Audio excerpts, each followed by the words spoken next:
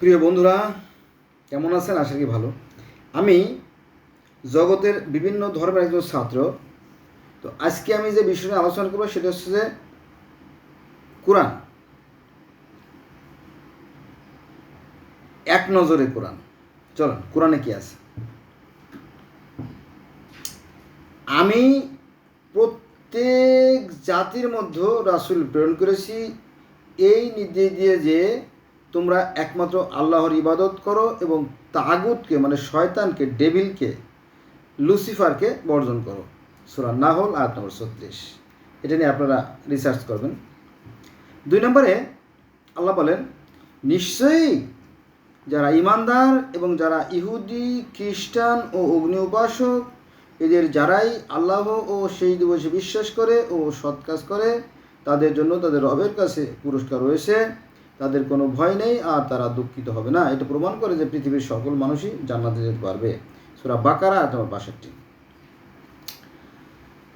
আর একটা আয়াত, আর যারা তাতে বিশ্বাস করে যা তোমার প্রতি অবতীর্ণ করা হয়েছে অর্থাৎ কোরআনে এবং তোমার পূর্বে যা অবতীর্ণ করা হয়েছে আর পরকালের প্রতি দৃঢ় বিশ্বাস করে। এর আগে যে সমস্ত গ্রন্থ পৃথিবীতে আসছিল, যেমন বেদ, ত্রিপিটক, গ্রিক পুরাণ, রোমান পুরাণ, মিশরীয় পুরাণ, Gilgamesh, Aztec, Mayan, Inca, Dogon, Rasta, ফারাজিয়াম, কনফুসিয়াস, তাও, সিন্ধু, বাহাই, ব্যাবিলনীয়, মিশরীয়, সুমেরীয়, এগুলো সব বিশ্বাস করতে হবে। তবে মিলিয়ে দেখতে হবে সে ঠিক আছে কিনা। যদি সেখানে সমস্যা থাকে সেগুলো আমরা বাদ দেবো, ঠিক আছে। অতএব এই ধরনের কথা যদি আমরা মানি তাহলে তো আর সংঘাত থাকার কথা না, তাই না? তবে অধিকাংশ মানুষ কোরআন জানে না, সমস্যা এখানে। আচ্ছা, এবার আসেন। হে নবী, বলুন যে জিব্রাইলের শত্রু হবে সে জানুক, সে তো অর্থাৎ জিব্রাইল আল্লাহর নির্দেশে তোমার হৃদয়ে হৃদয়ে কোরআন পৌঁছে দিয়েছে যা তার পূর্ববর্তী কিতাব সমূহের সমর্থক। অর্থাৎ হে নবী, তোমার ভিতরে যে কোরআনটা দেওয়া হয়েছে তা পূর্বে যে সমস্ত কিতাব আমি পাঠিয়েছি তার সমর্থক। সমর্থক মানে কি? সমান অর্থ বহন করে যে বা যা। তাহলে তো সমস্যা থাকার কথা না, তাই না? আপনি কি কখনো বেদ পড়ছেন? পড়েন নাই।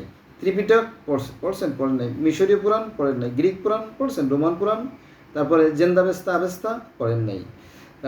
শুধুমাত্র আপনাদের হিংসা আর বিদ্বেষ ঘৃণা ভরা, অথচ আপনি নামে মুসলমান। ওতে কোনো কাজ হবে না। কাল কিয়ামতের ময়দানে আপনার আমলনামা আপনার মুখ বড় ছুরি ফেলে দেওয়া হবে, কোনো কাজ আসবে না, কারণ আপনার তো হিংসা ভরা, ধার্মিকতার অহংকার, তাই না? এটাকে তো হে নবী, বলুন যে জিব্রাইলের শত্রু হবে সে জানুক, সে তথা জিব্রাইল আল্লাহর নির্দেশে তোমার হৃদয়ে কোরআন পৌঁছে দিয়েছে তার পূর্বকার কিতাবের সমর্থক এবং মুমিনদের জন্য যা হেদায়েত ও শুভ সংবাদ। সূরা বাকারা আয়াত নম্বর 97, দ্যাটস মিন 97। এবার আসেন কোরআন কি বলে। কোরআন বলে যে তোমরা বলো আমরা আল্লাহতে ঈমান এনেছি। আল্লাহতে মানে কি? সেই সৃষ্টিকর্তা, একজন সৃষ্টিকর্তা। পৃথিবীতে যে 4315টা ধর্ম আছে সবাই সেই একজন সৃষ্টিকর্তাকে মানে, তবে বিভিন্ন ভাষায় বিভিন্ন নামে তাকে ডাকে। এটা ভালো করে খেয়াল রাখতে হবে সেটা। তো তোমরা বলো আমরা আল্লাহতে ঈমান এনেছি এবং যা আমাদের প্রতি অর্থাৎ কোরআন শরীফে এবং ইব্রাহিমের প্রতি, ইসমাইলের প্রতি, ইসহাকের প্রতি, ইয়াকুবের প্রতি এবং তার বংশাবলীর উপর অবতীর্ণ হয়েছে এবং মূসা ও ঈসাকে এবং অন্যান্য নবীদের প্রতি তাদের রবের পক্ষ থেকে যা দেওয়া হয়েছে আমরা তাদের মধ্যে কোনো পার্থক্য করি না এবং আমরা তার কাছে আত্মসমর্পণকারী। অর্থাৎ সৃষ্টিকর্তার পক্ষ থেকে যে সমস্ত কিতাব নাজিল হয়েছে আমরা তার মধ্যে কোনো পার্থক্য করি না। আমার একটা ভিডিও আছে, দেখেন একটু পিছনে যে বেদে যা আছে কোরআনে তাই আছে। অনেকে মাইন্ড করে, কিন্তু আমার মনে হয় কোটিতে একজন পড়ে কিনা জানিয়ে দেবো, আমি পড়ছি। আবার এই তাওরাত, জব্বুর, ইনজিল, বাইবেল, কোরআন এই 3টে ধর্ম অর্থাৎ ইহুদি, খ্রিস্টান, মুসলমান এই 3টে ধর্মকে বলা হয় আব্রাহামিক রিলিজিয়ন। এই 3টে ধর্মের আদি পিতা হচ্ছে ইব্রাহিম, এমনকি সনাতন ধর্মেরও আদি পিতা ইব্রাহিম আছে, প্রহ্লাদ মহাজন বলা হয়। কিন্তু মানুষ জানে না, মানুষ জানে না। তারা হুজুগে বাঙালি আর কি। তারা এই যে জান্নাত আর হুরের লোভে বেহুশ। আচ্ছা, এবার আসেন আর একটা বাক্য। আল্লাহ বলেন যে প্রত্যেকে নির্দিষ্ট দিক আছে, প্রত্যেকে যেমন নির্দিষ্ট দিক আছে, আলাদা ভাষা আছে এবং আলাদা আলাদা নিয়মকানুন আছে, আলাদা নবীও আছে। মজা না? তাহলে তো সঙ্গত থাকার কথাই না। একটা দুটো আয়াত বা একটা দুটো সেন্টেন্সও যদি আমরা স্মরণ করি তাহলে তার সংজ্ঞা থাকার কথা না। ক্লিয়ার? ক্লিয়ার। তাহলে আল্লাহ বলতেছে প্রত্যেকের নির্দিষ্ট দিক আছে, সেদিকে সে মুখ করে। সূরা বাকারা অর্থাৎ 2 নম্বর সূরার 148 নম্বর আয়াত। এবার আসেন, মানুষগণ আদিতে ছিলই একই উম্মতভুক্ত, অর্থাৎ সেই আদম হওয়া থেকে তো সুস্থ না, তারপরে যখন মানুষ বাড়ছে দলে দলে বিভিন্ন জায়গায় ছড়িয়ে গেছে, তাই তো সেই মানুষ। তাহলে আমরা তো পৃথিবীর সবাই ভাই ভাই নাকি? ভাই ভাই। আচ্ছা, এটা আছে সূরা আল বাকারার অর্থাৎ 2 নম্বর সূরার 213 নম্বর আয়াতে। কত সুন্দর কথা, তাই না? আমরা কি মানি? না, মানি না। আমরা নামে মুসলমান, কিন্তু কোরআন মানতে রাজি না, কিন্তু জান্নাত পেতে রাজি। কোরআন মানব না, তওবা করে সব মাফ হয়ে যাবে, জান্নাত চলে যাবে। এটা একটা ধোঁকাবাজি আর কি। এবার আসেন আর একটা বাক্য, আল্লাহ বলেন পূর্বে পূর্বে তিনি মানব জাতির হেদায়ের জন্য তাওরাত ইনজিল নাজিল করেছেন। এটা হচ্ছে সূরা আল ইমরান আয়াত নম্বর 4।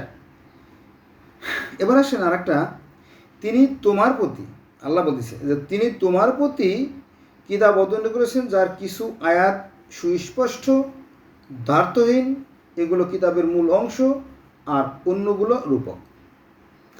কোরআনে যে 25টা গল্প, তাই না? খালি গল্প শুনলাম আর ওই সিনেমার মতো দেখে বাড়ি চলে আসলাম, এটা না। এটাকে বাস্তব জীবনে প্রয়োগ করার নামই হচ্ছে ধর্ম। ঠিক আছে? তো এটা কোথায় আছে? এই রূপক আছে। রূপক আছে সূরা আল ইমরানের 7 নম্বর আয়াতে।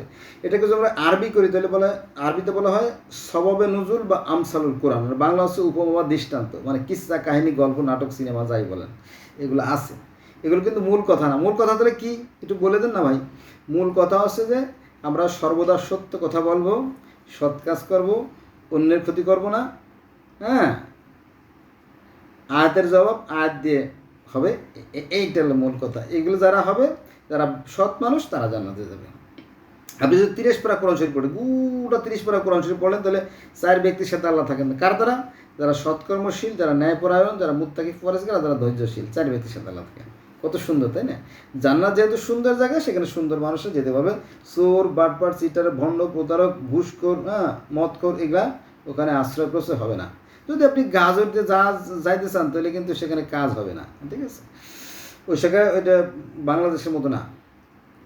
আচ্ছা, এবার আসেন আর একটা গুরুত্বপূর্ণ আয়াত, সেটা হচ্ছে যে বলো আমরা আল্লাহ হতে এবং আমাদের প্রতি যা অবতীর্ণ হয়েছে তাতে, এবং যা অবতীর্ণ হয়েছিল, ভালো করে গেলে সিরিয়াস কথা, কিন্তু যা অবতীর্ণ হয়েছিল সেগুলো বিশ্বাস করতে হবে। কাদের প্রতি অবতীর্ণ হয়েছিল? ইব্রাহিম, ইসমাইল, ইসহাক, ইয়াকুব ও তার বংশগুলোর প্রতি, এবং যা মূসা, ঈসা ও অন্যান্য নবীগণকে রবের নিকট থেকে দেওয়া হয়েছে তাতে বিশ্বাস করি। আমরা তাদের মধ্যে কোনো পার্থক্য করি না, আমরা আল্লাহ হতে অবনত। সূরা আল ইমরান আয়াত নম্বর 84।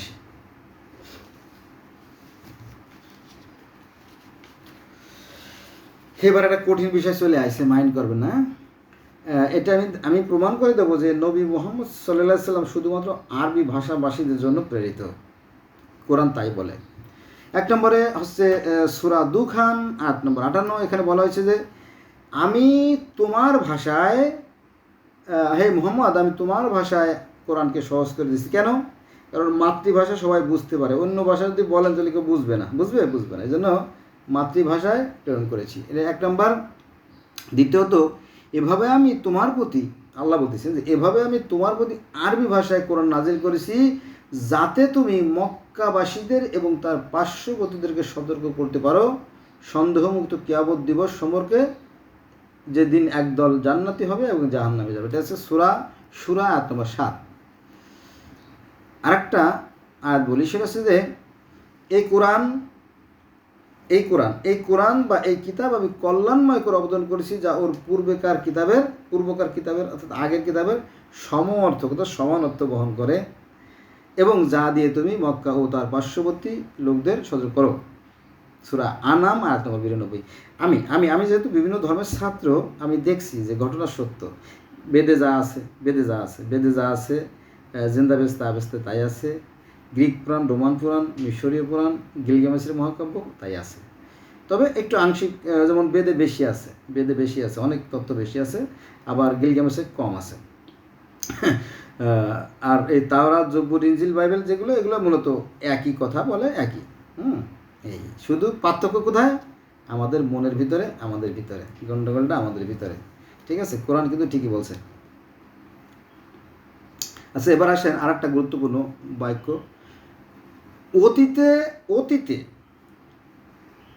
অতীতে তোমার পূর্বে বহু বিধান ছিল। আল ইমরান আয়াত নম্বর 137। মানে এর আগে বিভিন্ন জাতির জন্য, বিভিন্ন ধরনের জন্য দেখো, এই যে কোরআনে যে নবীরা আসছে, কত 1,24,000 অথবা মনে করেন যে 25 জন নবী, তাই না? 25 জন নবীর কিন্তু আলাদা আলাদা জাতি, ধর্ম, গোত্র ছিল। এটা অনেকে জানে না।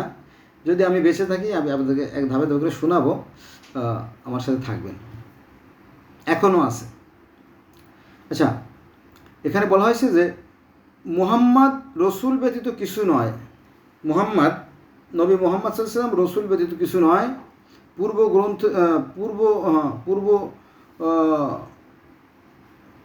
পূর্বে বহু রাসূল, তার পূর্বে বহু রাসূল গত হয়ে গেছে।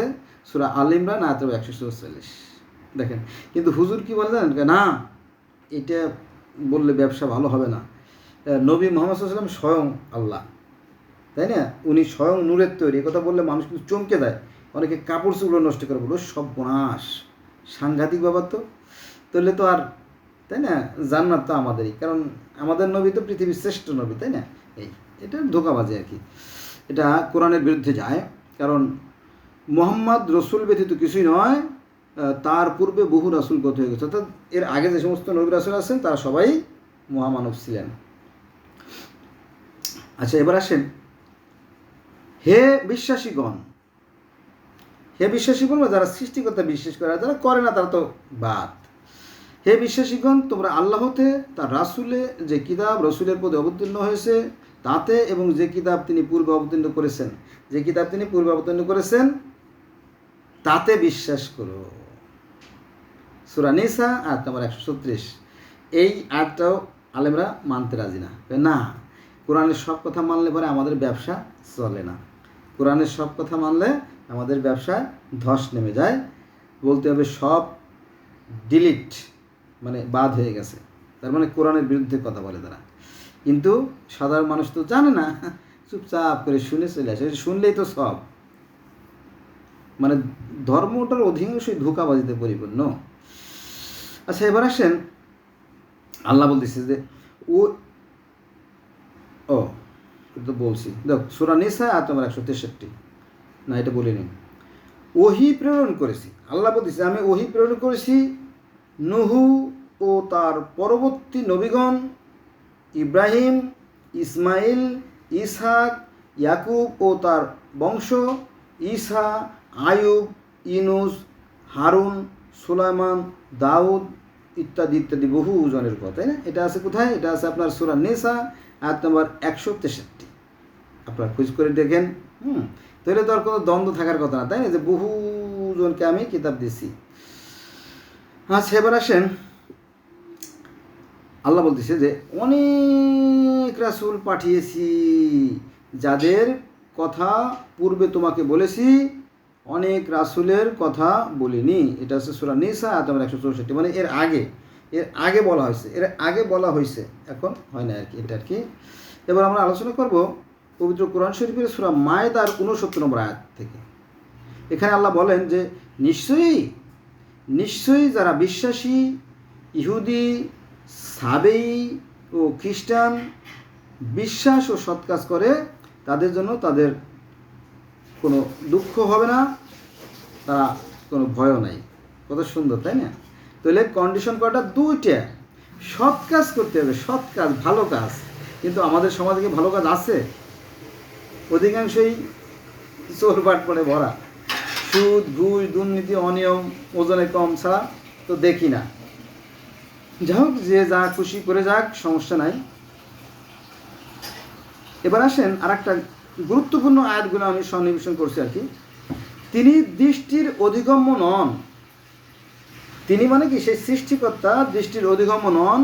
কিন্তু দৃষ্টিশক্তি তার অধিগত এবং তিনি সূক্ষ্মদর্শী সম্যক জ্ঞাত। এটা আছে সূরা আনাম আয়াত নম্বর 103। অর্থাৎ সৃষ্টিকর্তাকে চর্মচক্ষু দ্বারা দেখা সম্ভব নয়, সে কথা বলা হয়েছে এখানে।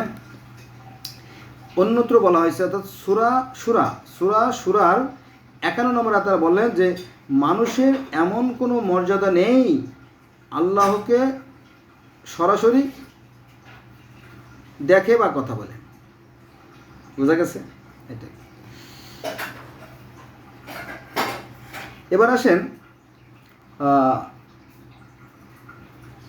মুসলমানদের মধ্যে আমি প্রথম, আমি সেরা। এটা আছে সূরা আনাম আয়াত নম্বর 163। হ্যাঁ, এটাও মানতে রাজি না। এই যে মুসলমানদের মধ্যে আমি প্রথম, এটাও মানতে রাজি না মুসলমানরা। না, সব আমাদের, সব আদমও মুসলমান, শেষে নবীও মুসলমান, সব আমাদের দলের লোক, তাই না? এটা কিন্তু কোরআনের বিরুদ্ধে যাচ্ছে। তবে হ্যাঁ, পৃথিবীতে আগে মানুষ বিভিন্ন শক্তির পূজা করত, তারপরে বিভিন্ন দেবদেবীর পূজা করত, তারপরে চন্দ্র সূর্যের পূজা করত। আস্তে আস্তে আস্তে আস্তে মানুষ এগুলোকে বাদ দিয়ে আসতেছিল। এক পর্যায়ে এই যে ইব্রাহিম, এই ইব্রাহিম ছিল গোটা পৃথিবীর মধ্যে একজন বড় রকমের বাদশাহ। কারণ কি জানেন? এই যে বর্তমানে যে জেরুজালেম, ফিলিস্তিন, এই জায়গাটাকে বলা হয় পৃথিবীর কেন্দ্রস্থল, বলা হয় এটা পৃথিবীর কেন্দ্রস্থল। এবং পৃথিবীর সর্ব উচ্চ যে পাহাড়, সেটাও এখানে অবস্থিত। এবং সেখানে বলা হয় যে এখানেই প্রথম মানুষ, পৃথিবীর প্রথম মানুষ এখানেই আসছিল। পৃথিবীর যে প্রথম মানুষ আদম হাওয়া, তাদেরকে এখানেই রাখা হয়েছিল। এবং কি ইব্রাহিম আলাইহিস সালাম তার পুত্রকে কোরবানি করছিল, সেটাও কিন্তু এই জেরুজালেমের এই জেবুসাইট পাহাড়ে। ঠিক আছে? তো সব কিছুর একটা বৈপ্লবিক পরিবর্তন সাধিত হয়েছে কোথা থেকে? এই ইব্রাহিম আলাইহিস সালাম থেকে। তো এই ইহুদি যারা, তারা বলে আব্রাহাম, খ্রিস্টানরা বলে আব্রাহাম, আমরা মুসলমান বলি ইব্রাহিম। আর সনাতন ধর্মের যারা আছে তারা বলে এই ইব্রাহিমকে বলে প্রহ্লাদ মহাজন। এই প্রহ্লাদ মহাজন দিন রাত্রে সেই নিরাকার অদৃশ্য জ্যোতিময় সেই যে হরি হরি হরি হরি মানে আল্লাহ, হরি মানে আল্লাহ বা গড, ইলা রব্বি, যাই বলেন। কিন্তু এই জিনিসগুলো আমরা জানি না, না জানার কারণে নিজেরা মাথা ফাটাফাটি করি। ঠিক আছে? এগুলো করা যাবে না। মানব জনম বড় সার্থক জনম। তাহলে আমরা জানলাম যে মুসলমানদের মধ্যে আমি প্রথম, সূরা আনাম আয়াত 163। আপনি যদি এর ব্যতিক্রম করেন, যদি আপনি আদম আলাইহিস সালামকে ঢোকান, তাহলে কোরআনের বিপক্ষে চলে যায়। বোঝা গেছে বিষয়টা? কিন্তু হাদিসের প্রায় 90% কোরআনের সাথে মিলতে চায় না। কিন্তু এই হাদিস নিয়ে অনেকে ভীষণ ব্যস্ত, কারণ এই হাদিসটা নিজের মতো করে যেমন খুশি বলা যায়, বুঝছেন? এটা একটা ধোঁকাবাজি। এটা খুবই দুঃখজনক বিষয় আর কি। আচ্ছা, এবার আসেন, আল্লাহ বলেন, আর আমি তোমার জন্য ফলকে সর্ববিষয়ে উপদেশ এবং সর্ববিষয়ে স্পষ্ট ব্যাখ্যা লিখে দিয়েছি, সুতরাং এগুলো শক্তভাবে ধরো এবং তোমাদের সম্প্রদায়কে ওইগুলোর মধ্য থেকে যা শ্রেষ্ঠ তা গ্রহণ করতে নির্দেশ দাও। আমি শীঘ্রই সত্য ত্যাগীদের বাসস্থান তোমাদের দেখাবো। সূরা আরাফ আয়াত নম্বর 145। এই যে সূরা আরাফের যে ঘটনা, এখানে যে দুটো ফলকের কথা বলা হয়েছে, এই ফলক দুটি কি জানেন? এই ফলক দুইটা ওই যে স্বর্গ থেকে বা জান্নাত থেকে যে দুইটা ফলক এনে আল্লাহ পাক নবী মুসাকে দিয়েছিল তুর পাহাড়ে, সিনাই পর্বতে, তোয়া পর্বতে, ওইটা। এই কাহিনীটা তাওরাতের কাহিনী। এই যে ঘটনা যেটা আমি বলতেছি কোরআনের, এটা তাওরাতের কথা কোরআনে ঢুকে পড়ছে। এই কথা আছে তাওরাতে, বাইবেলে আছে, কোরআনে আছে। হ্যাঁ, তারপরে ওই যে মনে আছে যে কুরুক্ষেত্র যুদ্ধের সময় শ্রীকৃষ্ণ অর্জুনকে বলছিল এই কিতাবে যে ভগবদ্গীতা লেখা হয়েছে, সেই 18 দিনের যে 18টা ঘটনা, সেটা নিয়ে, সেটারও ইঙ্গিত বহন করে। এটা নিয়ে অন্যদিন আলোচনা করবো। সাধারণ মানুষ যারা বুঝবে না এই কথাগুলো আর কি, ভাঙায় না দিলে পারে। একই এই 4টে তেলে আমরা কি 5টা যা আছে, ওই সনাতন বলেন আর বৌদ্ধ বলেন, বৌদ্ধরা হয়তো সৃষ্টিকর্তার কথা বলে না, এরও একটা যুক্তি আছে। আর বর্তমানে যে 5টা ধর্ম রাজ্য করছে, একই কথা বলে। আচ্ছা, এবার আসেন, ওই যে শনিবার সীমা লঙ্ঘন করত, ওই যে কিছু মাছ দাউদ আলাহিসাল্লামের যে তৌরত যে যে কিতাব, ওই কিতাব শোনার জন্য মাছরা আসতো, তারপরে ওই মাছদেরকে আটকে রেখে তাদেরকে ওই যে মারতো ইহুদিরা, এগুলো করতো। পরে আল্লাহ পাক অভিশাপ দিয়ে ও এরা ওই যে গৃহীত বানর হয়ে গেল। এই কাহিনীটা কিন্তু সেই তাওরাতের কাহিনী, সেইটা এখানে কোরআনে চলে আসছে। কোথায় আসছে এটা? এটা হচ্ছে আপনার সূরা আরাফের 163 নম্বর আয়াতে। তার মানে কি, কোরআনে যা আছে বাইবেলে তাই আছে, তাওরাত তাই আছে, ঠিক আছে? আপনি মিলে যদি দেখতেন আর কি, তাহলে আর হিংসা বিদ্বেষ থাকতো না, ঘৃণা থাকতো না, তখন পৃথিবীটা আরও সুন্দর হতো। আচ্ছা, এবার আসেন, আল্লাহ বলতেছে তিনি তোমাদের এক ব্যক্তি থেকে সৃষ্টি করেছেন। সূরা আরাফ আয়াত নম্বর 189, অর্থাৎ 189, তাই না? তাহলে এক ব্যক্তি থেকে যদি আমাদের পৃথিবীর সমস্ত মানুষ হয়, তাহলে তো আর আমরা সবাই ভাই ভাই, তাই না? এখন যে ভাইটা খারাপ বা মন্দ বা মূর্তি পূজা, তাদের দোয়া করতে হবে না কেন? ওই জন্য দোয়া করা যাবে না, এটা হিংসা। এই হিংসা বিদ্বেষ ঘৃণা থেকে ধর্মের জন্ম। এবার আসেন, আর কাবা গৃহের নিকট শীষ ও করতালি দেয়াই ছিল তাদের নামাজ। এটা আছে সূরা আনফাল আয়াত নম্বর 35। অর্থাৎ যারা বিধর্মী, অর্থাৎ ইসলামের আগেও, ইসলাম ধর্ম আরবে, সারা পৃথিবী বাদ দিলাম, আরবে আসার আগেও কিন্তু 4টে ধর্ম আরবে ছিল। এটা হচ্ছে প্যাগান অর্থাৎ হিন্দু, এটা হচ্ছে হানাফাইট, তারাও এক আল্লাহ বিশ্বাস করতো, ইহুদিরাও এক আল্লাহ বিশ্বাস করতো, খ্রিস্টান এক আল্লাহ বিশ্বাস। তার মানে কি 4টে ধর্ম তখনও ছিল। আর সারা পৃথিবী তো হাজার হাজার ধর্ম ছিলই, তাই না? তাহলে তারাও কিন্তু সৃষ্টিকর্তাকে আরাধনা করতে হবে কি ভিন্ন নিয়মে, তাই না? তো আল্লাহ পাক এখানে তো বলেন নাই যে এটা ছিল, এটা আমি ডিলিট করে দিলাম, নতুন করে চালু করলাম, তা বলে নাই। দেখেন যে, আর কাবা গৃহের নিকট শুধু শীষ দেওয়া ও করতলে দেওয়াই ছিল তাদের নামাজ। এটা ছিল তাদের নামাজ, যারা আগেকার মানুষ ছিল তাদের। এটা হচ্ছে সূরা আনফাল আয়াত নম্বর 35, তাই না? এখন কারটা কবুল করবে না করবে না সেটা কিন্তু লেখে নাই, আল্লাহ জানে। এবার আসেন, সবচেয়ে কোরআনে যত আয়াত আছে না, তার মধ্যে একটা গুরুত্বপূর্ণ আয়াত, নবী মুহাম্মদ সাল্লাল্লাহু আলাইহি ওয়াসাল্লাম কিন্তু হিরা গুহায় ধ্যান সাধনা করে কিন্তু আল্লাহর পাইছিলেন, জানেন তো, তাই না? আর আমরা এখন সেই ধ্যান করতে যাই, আমরা মসজিদে চলে যাই, উল্টো দিকে যাই আর কি। আগে এদিকে যেত, এদিকে যাই আর কি। এটা হচ্ছে যে কী করতেন তিনি, সে ব্যাপারে একটা আয়াত চলে আসছে এখানে সূরা আরাফের 205 নম্বর আয়াতে। এখানে বলা হয়েছে যে তুমি তোমার রবকে, তুমি তোমার সৃষ্টিকর্তাকে, তুমি তোমার রবকে, তুমি তোমার আল্লাহকে মনে মনে মনে মনে সবিনয় ও সভয়ে অনুচ্চ স্বরে নীরবে নিভৃতে গোপনে শয়নে স্বপনে নিশি জাগরণে সব সময় স্মরণ করবে। তো 24 ঘন্টাই তাকে স্মরণ করবে। আল্লাহর নাম নিয়ে উঠবা ঘুম থেকে, আবার আল্লাহর নাম নিয়ে ঘুমাই পড়বা। কত সুন্দর, তাই না? সেই কথা বলা হয়েছে যে তুমি তোমার রবকে মনে মনে সবিনয় ও সভয়, সবিনয় মানে কি বিনয়ের সহিত, সভয় মানে কি ভয়ের সহিত, অনুকম্পার সহিত, অনুচ্চ স্বরে, এবং অনুচ্চ স্বরে মানে কি নীরবে, সকালে ও বিকেলে স্মরণ করবে এবং তুমি উদাসীন হবে না। সূরা আরাফ আয়াত নম্বর 205। এখানে এই বাক্যটার পরিপূর্ণতা আনার জন্য কি করা যায়? এখানে বলা হয়েছে সকালে এবং বিকেলে 2 বার তুমি সৃষ্টিকর্তাকে স্মরণ করবা। তাহলে মাঝখানে কি করব? মাঝখানে একটা আয়াত আছে সূরা নাবার 11 নম্বর আয়াত। এখানে বলা হয়েছে যে আমি দিনকে করেছি খাদ্য অন্বেষণ করার জন্য। এটা কারা করে? পৃথিবীতে যত মানুষ আছে দেখবেন সবাই কাজ করে, বেশি বেশি কাজ করে, কিন্তু আমরা কী করি? আমরা কাজ করতে রাজি না, আমরা মনে করি আল্লাহ খাওয়াবে, খালি নামাজ পড়ে শীতে শুয়ে থাকি, তাই না? এই জন্য আমরা কিন্তু পিছিয়ে পড়ে আছি, আমরা জাতি হিসেবে পিছিয়ে পড়ে আছি, কারণ আমরা কাজ কম করি, ঠিক আছে? এটা কোরআনের বিরুদ্ধে যায়, কারণ সূরা নাবার 11 নম্বর আয়াতে বলা হয়েছে তোমরা দিনের বেলা কাজ করবা আর সকালে বিকেলে আল্লাহকে স্মরণ করবা। কিভাবে? তুমি তোমার রবকে মনে মনে সবিনয় ও সভয়ে অনুচ্চ স্বরে স্মরণ করবে। সূরা আরাফ আয়াত নম্বর 205। এইবার আসেন খুবই মারাত্মক একটা আয়াত, সেটা হচ্ছে যে আর আল্লাহ অনাচারী কওমকে পথ দেখান না। সূরা তওবা আয়াত নম্বর 109। আল্লাহ পাক যারা অনাচারী জাতি, যারা অত্যাচারী জাতি, যারা জালেম জাতি, তাদেরকে আল্লাহ কি হেদায়েত দান করেন না। মনে করেন যে আমাদের এই বাংলাদেশ, আমি খুব আত্মবিশ্বাসের সাথে বলতেছি, দেখবেন যে মানে এমন কোনো সেক্টর নাই যেখানে দুর্নীতি নাই, ঘুষ নাই, সুদ নাই, ঠিক আছে? এক।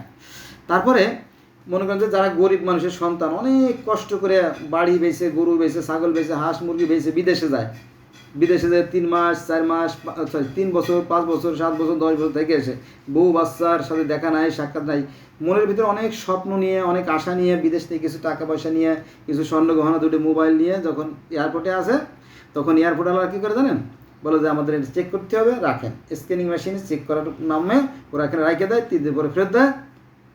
আনতে যাওয়ার পরে দেখা গেল যে ওই তালা কিন্তু ঠিকই আছে, তালা কিন্তু খোলে নাই, কিন্তু পিছনে যে স্ক্রু ছিল, কবজা ছিল, সেটা খুলে ভিতরে সব মালপত্র রেখে দিয়েছে। কারা?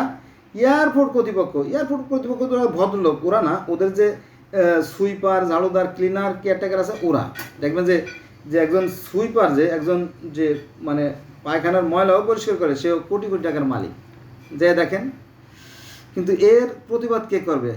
যেহেতু দেশে আইনের কোনো বাস্তব প্রয়োগ নাই, বিচার আচার নাই, ফলে যে যেভাবে খুশি লুটপাট করে খাচ্ছে। শুধু তাই না, দেখেন শিক্ষকতা একটা পবিত্র পেশা, তাই না? সেখানেও কিন্তু বর্তমানে যে আমি যে কথা বলতেছি না, আজকে বোধহয় 14 তারিখ, আজকে 14/3/2025 সাল, এখনও 15 লক্ষ 20 লক্ষ টাকা ঘুষ না দিলে এ সমস্ত চাকরি হয় না, হোক সে প্রাইমারি চাকরি, হোক সে হাই স্কুলের চাকরি, অথবা কলেজের চাকরি। তার মানে কি, আমরা হচ্ছি অনাচারী জাতি, আর এই অনাচারী জাতিকে আল্লাহ কি হেদায়েত দেন না। এটা কোথায় আছে? কই পাইছেন আপনি? এটা আছে সূরা তওবার 109 নম্বর আয়াতে। ঠিক আছে, আপনি স্বীকার করতে পারেন, না করলে কিছু আসে যায় না, স্বীকার না করলে কোনো সমস্যা হবে না, আল্লাহ পাকের কোনো ক্ষতি হবে না। আচ্ছা, এবার আসেন আর একটা গুরুত্বপূর্ণ আয়াত। মানুষ ছিল একই জাতি, মানুষ ছিল একই জাতি, পরে তারা মতভেদ সৃষ্টি করে আর কি, মানুষ ছিল একই জাতি, পরে তারা মতভেদ সৃষ্টি করে তোমার প্রভুর, অর্থাৎ তোমার সৃষ্টিকর্তার বা তোমার আল্লাহর পূর্ব ঘোষণা না থাকলে তারা যে বিষয়ে মতভেদ ঘটায় তার তো মীমাংসা হয়েই যেত। এটা আছে সূরা ইউনুস আয়াত নম্বর 19। তার মানে কি, আল্লাহ বলতেছে যে এই যে পৃথিবীতে যত মানুষ আছে, সমস্ত মানুষ একই আদম থেকে, পরবর্তীতে তারা যখন সংখ্যায় বেড়ে গেছে, তারা বিভিন্ন এলাকায় চলে গেছে, কারণ তখন তো আর ওই জমি জমা কোনো রেকর্ড হয় নাই, তাই না? আর যেখানে খুশি চলে যেত, তাই না? এরকম দেখি, যেমন হযরত মূসা আলাইহিস সালাম মিশরে তার জন্ম হলো, মিশর থেকে চলে গেল মাদিয়ানে দীর্ঘদিন থাকলো, শোয়েবের 2 কন্যাকে বিবাহ করলো, সেখান থেকে আবার বহু পথ পাড়ি দিয়ে আস্তে আস্তে 40 বছর ধরে, কত 40 বছর ধরে শুধু ঘুরছে বিভিন্ন জায়গা, ঘুরে আস্তে আস্তে তারপরে এই যে কেনান, অর্থাৎ বর্তমানে যে ফিলিস্তিন ইসরায়েল, এটার নাম ছিল কেনান, যেখানে ওই যে ইয়াকুব নবী বাস করতেন কেনানে, তো সেখানে আসছে। আর এই ইয়াকুব নবী ছিল 12 পুত্র, তাদের মধ্যে থেকে অনেক সংখ্যায় বেড়ে এখন কি এই মুসলমানের সৃষ্টি হয়েছে আর কি। এবার আসেন আর একটা কথায়, এই যে কোরআন আল্লাহ ব্যতীত অপর কারো রচনা না। ভালো করে খেয়াল রাখবেন, পুরো বাক্য কিন্তু শুনতে হবে, আংশিক শুনলে হবে না। এই কোরআন আল্লাহ ব্যতীত অপর কারো রচনা নয়, পক্ষান্তরে দ্যাটস মিন অপর পক্ষে আর কি, এই কোরআন এর পূর্বে যা অবতীর্ণ হয়েছে তার সমঅর্থক মানে কি, সমান অর্থ বহন করে যে, এবং এতে কোনো সন্দেহ নাই। দেখেন, আরও গ্যারান্টি দেওয়া আছে, এতে কোনো সন্দেহ নাই, এ বিশ্বজগতের রবের বিধানসমূহের ব্যাখ্যা। এটা আছে সূরা ইউনুস আয়াত নম্বর 37।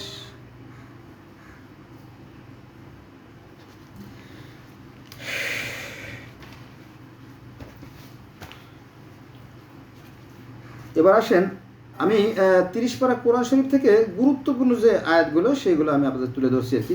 একটু কষ্ট হবে, ভিডিওটা একটু বড় হবে, ক্ষমা সুন্দর দৃষ্টি দেখবেন আর কি। কোরআনের বাণী মিথ্যে রচনা নয়, পূর্ব গ্রন্থে মানে কি, এর আগের গ্রন্থে যা আছে তার সম অর্থ, অর্থাৎ সমান অর্থ বহন করে, হয়তো একটু এদিক ওদিক হতে পারে, অর্থ কিন্তু এক।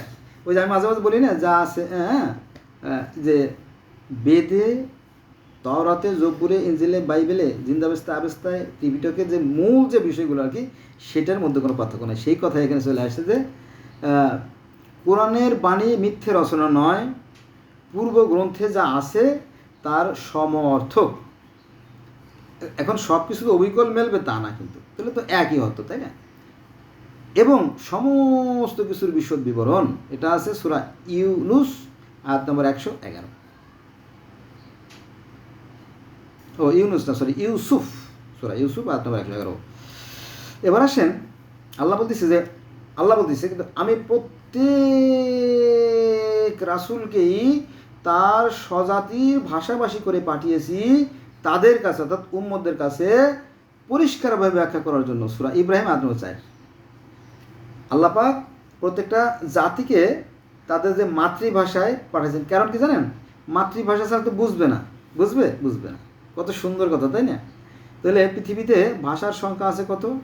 ভাষার সংখ্যা আছে আপনার, যদি আমরা বড় করে ধরি তাহলে 12,900, আর যদি ছোটো করে ধরি তাহলে 6,995টা ভাষা আছে।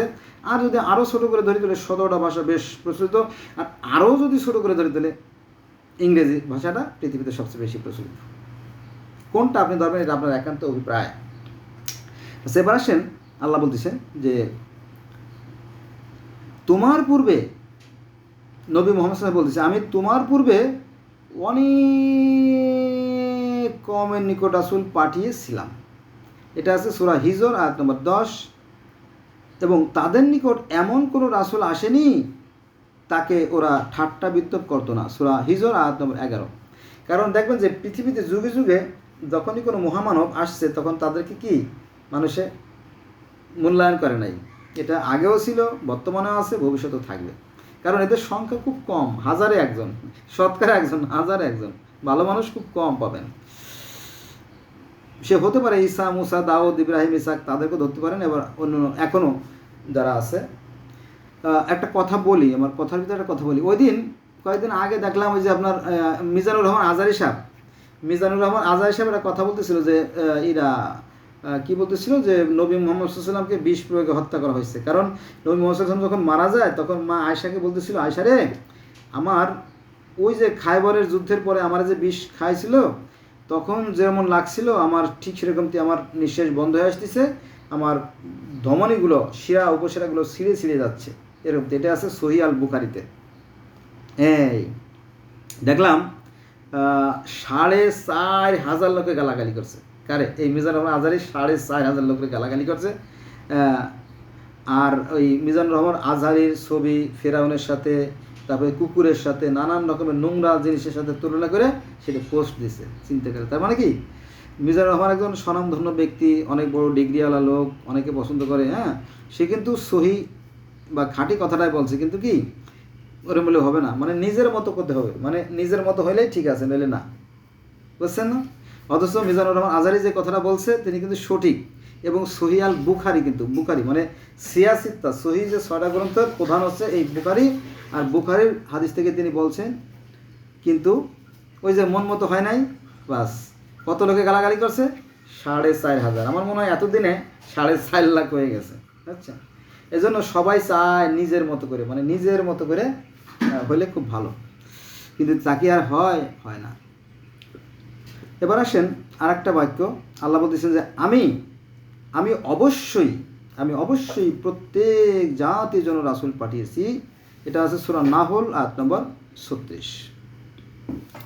আল্লাহ আরো বলেন, তোমার পূর্বে আমি ওহী সহ মানুষই প্রেরণ করেছিলাম।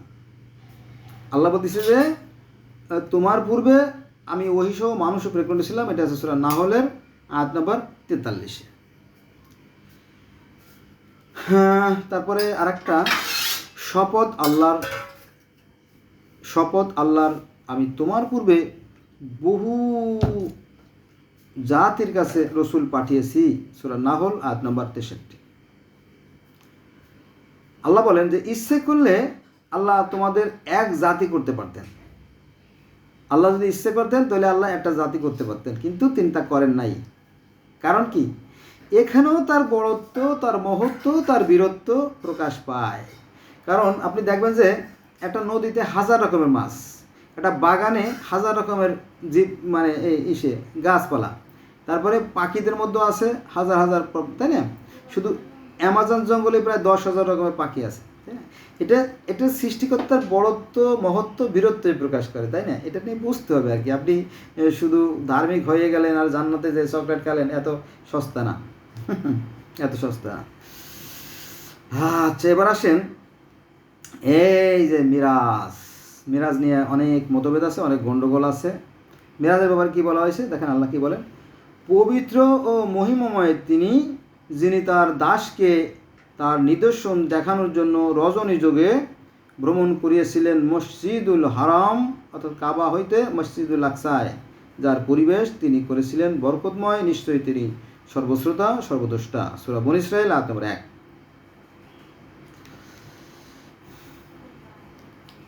এবার আসেন আরেকটা আয়াতকেও, আমি তো কেবল একজন মানুষ, একজন রাসূল। এটা আছে বনী ইসরাঈল আয়াত নম্বর 93। কিন্তু হুজুর বলে যে না, হবে না, নবী মুহাম্মদ সাল্লাল্লাহু আলাইহি ওয়াসাল্লাম স্বয়ং আল্লাহ। তার মানে কোরআনের বিরুদ্ধে যাচ্ছে। তাহলে এই কথা কে বলতেছে? হুজুরই বলতেছে যে এটা কোরআন। হুজুর কিন্তু কোরআন জানেন তো, উনি কিন্তু কোরআন জানে, কিন্তু উনি কোরআন বিরোধী কথা বলতেছে। কারণ কি? যাতে ওনার ব্যবসাটা ভালো হয়। যে সব বাদ দেন, সব বাদ দেন, আমারটা ধরে, আমি যেটা বলবো এটাই রাইট। আর আমাদের নবী হচ্ছে স্বয়ং আল্লাহ। এটা যারা শিয়া তারা বলে যে সালমান ফার্সি স্বয়ং আল্লাহ, নবী মুহাম্মদও স্বয়ং আল্লাহ, তারপরে আবার আলী আল্লাহ, ইনিও আল্লাহ, এরা সব আল্লাহ। আর দেখলো যে শিয়ারা তো জিতে যাচ্ছে, হ্যাঁ, তাদের মহামানবরা স্বয়ং আল্লাহ হয়ে গেছে। তাহলে আমাদের তো মায়ের খাওয়ার মতো অবস্থা। বলে যে না, আমাদের নবী নূর, আল্লাহ নূর, নবী মুহাম্মদ নূর। তার মানে কি? ওই সেই আল্লাহই বোঝায় নাকি? ইনডাইরেক্টলি, তাই না? ইনডাইরেক্টলি বোঝায় আর কি। এই আর কি বাড়াবাড়ি। এই বাড়াবাড়ি থেকেই ধর্মের সৃষ্টি, ধর্মের বিভেদ, সব কিছু এখানে।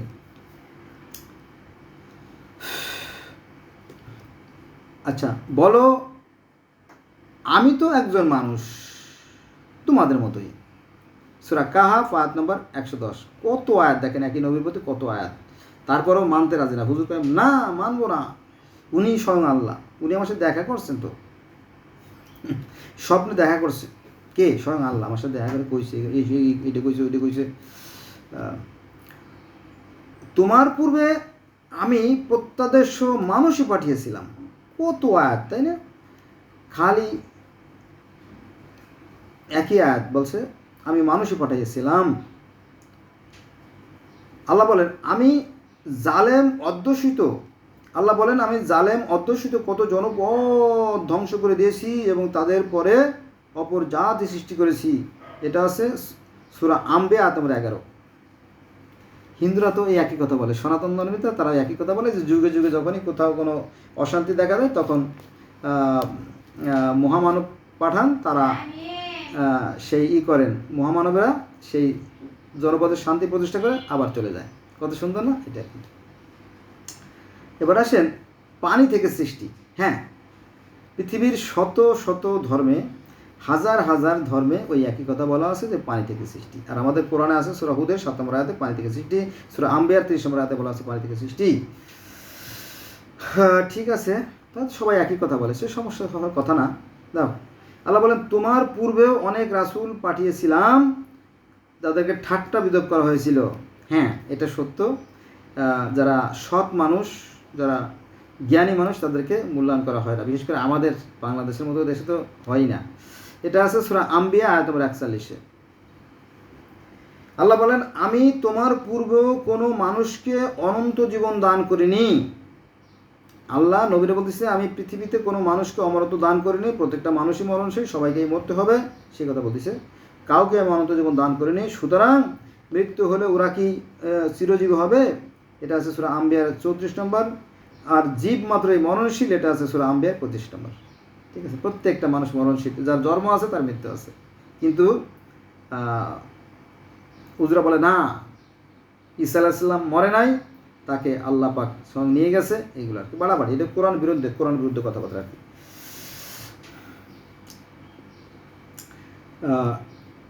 আর যদি আমরা ধরেও নেই, তাহলে কিন্তু এই আয়াতটার সাথে মেলে না। মনে করেন যে ঈসা আলাইহিস সালাম বাইসে আছে, ধরে নিলাম, কিন্তু তাহলে এই আয়াতের সাথে মেলে না, বা এই আয়াতটা তো মিথ্যে হয়ে যায়। কোনটা? ওই যে সূরা আম্বিয়ার 34, 35 এই আয়াতগুলো মিথ্যা পরিপূর্ণ হয়ে যায় যদি আমরা ধরে নেই যে তিনি বেঁচে আছেন।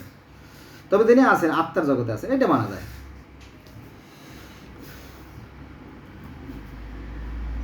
আচ্ছা, এবার আসেন আরও গুরুত্বপূর্ণ কিছু আয়াত। আমার মেমোরি শেষ, আর 9 মিনিট আছে।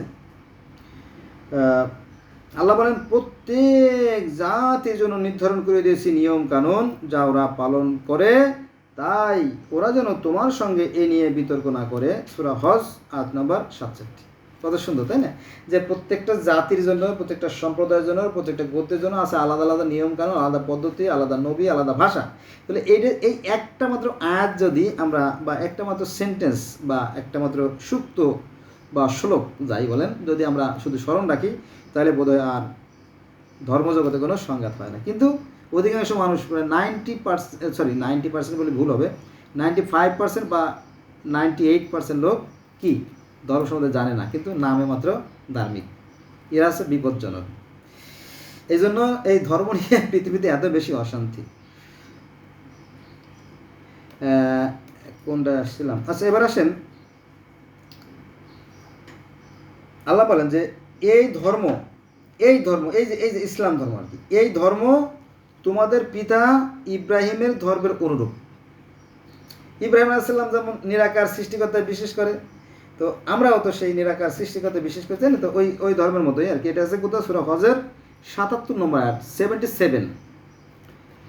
আচ্ছা, এবার আসেন, তবে নিজেদের এখানে আচ্ছা বলি তারপর, তবে নিজেদের পত্নী অথবা অধিকারভুক্ত দাস দাসীর ক্ষেত্রে অনর্থা করলে তা নিন্দনীয় হবে না।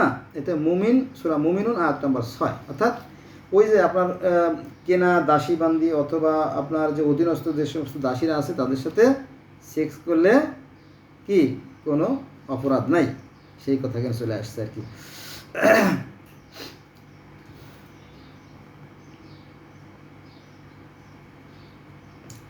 আল্লাহ বলেন যে পরে আমি তাদের প্রথমে আমি আদমকে সৃষ্টি করেছি, পরে যখন সংখ্যা বেড়ে গেছে তখন আমি তাকে বহু জাতিতে পরিণত করেছি বা বহু দলে বিভক্ত করেছি। এটা আছে সূরা মুমিনুন আয়াত নম্বর 42। এবার আসেন আরেকটা আয়াতে, কিন্তু মানুষ নিজেদের ধর্মকে, দেখেন এই যে ধর্মে বিভক্তি কীভাবে চলে আসলো। মানুষই তো বিভক্ত হয়েছেই, মানুষ বিভিন্ন দলে বিভক্ত হয়ে গেছে, সেটা তো আমরা পেয়ে গেছি। আবার এখানে ধর্ম যে বিভক্তি আসে সেটা কোরআনে আছে যে কিন্তু মানুষ নিজেদের ধর্মকে বহুদা বিভক্ত করেছে, প্রত্যেকে নিজ নিজ মতবাদ নিয়ে সন্তুষ্ট। এটা হচ্ছে সূরা মুমিনুন আয়াত নম্বর 53। অর্থাৎ মানুষই কিন্তু এই ধর্ম সৃষ্টি করছে। আল্লাহ কিন্তু সেটাই বলতেছে যে মানুষ নিজেই এই ধর্মকে বিভিন্ন ধর্মে ভাগ করছে। কার কথা? স্বয়ং আল্লাহর কথা। এটা হচ্ছে সূরা মুমিনুন আয়াত নম্বর 53 কথা। অস্বীকার করতে পারবেন? কোনো সুযোগ নাই, করলে পরে আপনি কোরআন বিরোধী হয়ে যাবেন। এবার আসেন আরেকটা বাক্য, তারা কেন এ ব্যাপারে 4 জন সাক্ষী উপস্থিত করেনি? যেহেতু তারা সাক্ষী উপস্থিত করেনি, সেই কারণে তারা আল্লাহর বিধান অনুযায়ী মিথ্যা বাদী। সূরা নূর আয়াত নম্বর 13। অর্থাৎ কোনো নারী যদি ধর্ষিত হয় তাহলে 4 জন সাক্ষী উপস্থিত করতে হবে। এখন আধুনিক যুগে তো 4 জন সাক্ষী উপস্থিত করার সম্ভাবনা, আর নারীরা বিচারও পাবে না। এটা যদিও কোরআনের বিরুদ্ধে চলে যায়, কথাটা আলেমরা আমার খেপে, কিন্তু এটা নিয়ে ভেবে দেখেন আমি কি বললাম, তাই না? বাড়িতে কেউ ছিল না, বাড়িতে কেউ ছিল, খালি ছিল দারোয়ান। কারণ বাড়িওয়ালা আর বাড়িওয়ালি তো গেছে নিউ মার্কেটে কাপড় কিনতে, তাই না? তো এই ফাঁকে ঘটনা ঘটে গেছে, দারোয়ান অথবা বাড়ির মালিক অথবা কেয়ারটেকার আকাম করে ফেলাইছে, তাই না?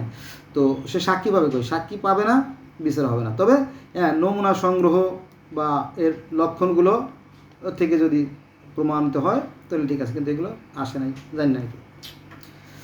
এবার আসেন আল্লাহর রূপ। আল্লাহ তো একটা রূপ আছে, তাই না? আল্লাহ একটা রূপ আছে। কেমন রূপ? আল্লাহ হচ্ছে আকাশ ও পৃথিবীর জ্যোতি, তিনি হচ্ছে একটা শক্তি। এটা আছে সূরা নূর আয়াত নম্বর 35। কিন্তু এই কথাটাকে বিকৃত করে ফেলাইছে আলেমরা। আইনে হাদিসের মধ্যে আনছে, হাদিস সহি আল মুসলিম শরীফের 6969 নম্বর হাদিসে বলাইছে এই আদম এর মতোই হচ্ছে আল্লাহর রূপ, আছে আদমের মতোই। আর এই আদমের এই দেহ হচ্ছে আল্লাহর থাকার ঘর। তাহলে কোরআনের বিরুদ্ধে চলে গেল না? কোনটা? এটা আছে আপনার সূরা নূরের 35 নম্বর আয়াতের বিরুদ্ধে চলে গেল। দে বাবা, যা কিছু করে খা, আমি মা বোঝাই দোয়া চাই, আমি আমার নৈতিক দায়িত্বের অংশ থেকে কিছু কথা বলতেছি, এই আর কি। আসল কথা বললে তো আপনারা খেপে যাবেন আবার, তাই না? এই জন্য বলি না। সেদিন অর্থাৎ কিয়ামতের দিনের কথা বলা হয়েছে। যে সেদিন প্রকৃত কর্তৃত্ব হবে দয়াময়ের, অর্থাৎ সেই সৃষ্টিকর্তার। সেদিন তিনি থাকবেন বাদশাহ, জাস্টিস, ন্যায় বিচারক। সেদিন প্রকৃত কর্তৃত্ব হবে দয়াময়ের এবং অবিশ্বাসীদের জন্য সেদিন হবে কঠিন, ভয়ঙ্কর কঠিন। সূরা ফুরকান আয়াত নম্বর 26। আল্লাহ বলেন, তুমি কি মনে মনে করো যে ওদের অধিকাংশ লোক শোনে ও বোঝে?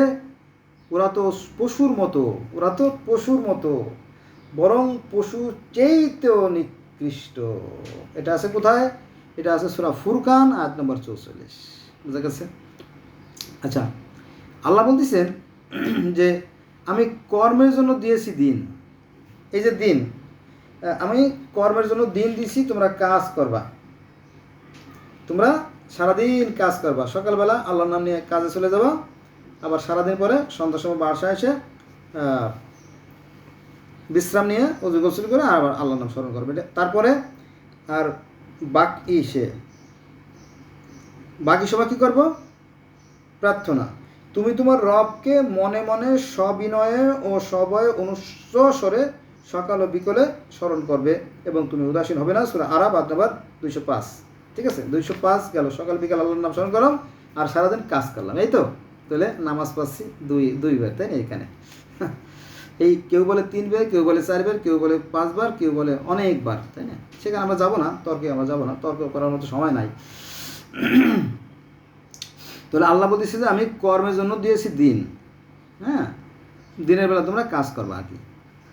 এবং তিনি মানুষকে পানি থেকে সৃষ্টি করেছেন। সূরা ফুরকান আয়াত নম্বর 54, অর্থাৎ 54।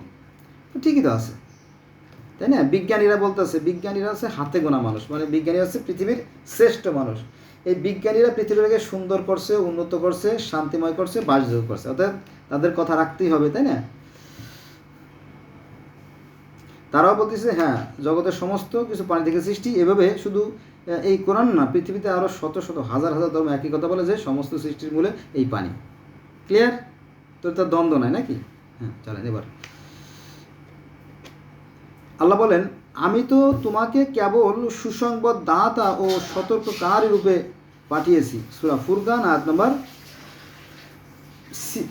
56, মানে 56।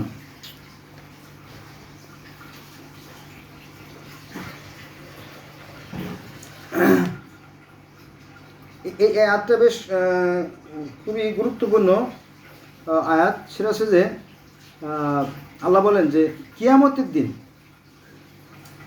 দিন অর্থাৎ মালিক ইয়াউমের দিন মানে প্রতিদান দিবস, বা ইয়াউমের দিন শব্দ অর্থ কিয়ামতের দিন। ইয়াউমের দিন আরবি শব্দ, যার বাংলা অর্থ হচ্ছে প্রতিদান দিবস। অর্থাৎ এই যে পৃথিবীতে আল্লাহ মানুষ সৃষ্টি করছে, তাদেরকে ভালো মতো জ্ঞান দিয়েছে, তাই না? শুধুমাত্র পরীক্ষা করার জন্য।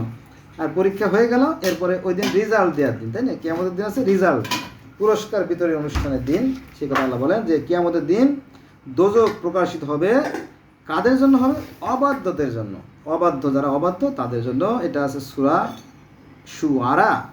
শুআরা আয়াত নাম্বার 91, দ্যাটস মিন 91। মানুষ ঠিক ততটুকু পায় যতটুকু সে অর্জন করে। যে যা অর্জন করবে তারই জন্য। প্রত্যেকটা মানুষের আমলনামা তার গলা হার স্বরূপ। যদি সে বিন্দু পরিমাণ ভালো কাজ করে তার প্রতিদিন তাকে দেওয়া হবে, আর বিন্দু পরিমাণ মন্দ কাজ করে তার প্রতিদিন তাকে দেওয়া হবে। কত সুন্দর কথা, তাই না? কিন্তু এই কথাগুলোকে আমরা মানি? কোরআনই তো জানি না। শতকরা 95% তো কোরআন শরীফে জানে না, তাই না? তারা মনে করে যে আকাম করলে তওবা করলে মাফ হয়ে যাবে। আসলে এগুলো ধোঁকাবাজি। ঠিক আছে, এটা কোরআনের বিরুদ্ধে যায়। এই জন্য আমি বললাম যে এটা ধোঁকাবাজির মধ্যে পড়ে যায় আর কি। অতএব নিজেকে সংশোধন করুন, সৃষ্টিকর্তাকে স্মরণ করুন এবং ভালো কাজ করুন। তাহলে আপনার ইহকালও ভালো হবে, পরকালও ভালো হবে।